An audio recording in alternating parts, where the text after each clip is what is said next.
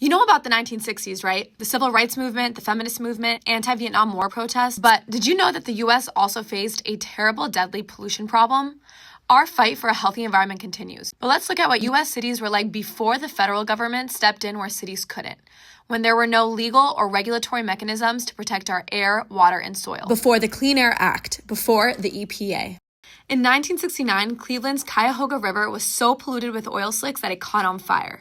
But the pollution that hit millions of citizens every single day was toxic air pollution. Coal pollution was sickening people and giving coal miners deadly black lung disease. Pollution from cars and trucks filled with leaded gasoline and diesel fuels choked the air in neighborhoods near highways.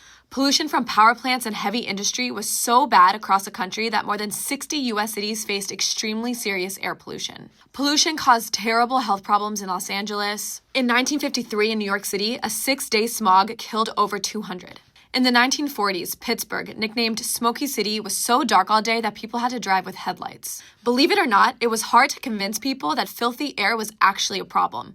According to Pittsburgh historians, many thought pollution simply meant that a city was thriving economically. Polluters would even tell people that smoke was good for their lungs and would help their crops grow. Nowadays, we see the cruelty and the corruption of these terrible lies.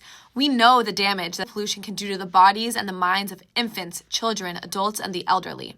Cities tried to clean things up, but pollution rules in most states were weak or never enforced. It took the federal bipartisan Clean Air Act, passed in 1963 and enforced by the Environmental Protection Agency since 1970, to make a difference. Both were created with support from Republicans and Democrats. And our air is much cleaner because of it, but we still have a lot of work to do.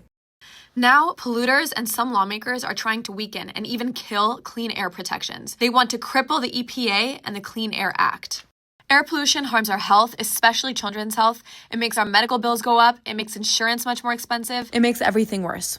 No one voted for dirty air. Help us protect the strength of the Clean Air Act And save our ability to keep cleaning our air. Stay tuned to Mom's Clean Air Force channels for more information on how you can help fight for justice in every breath.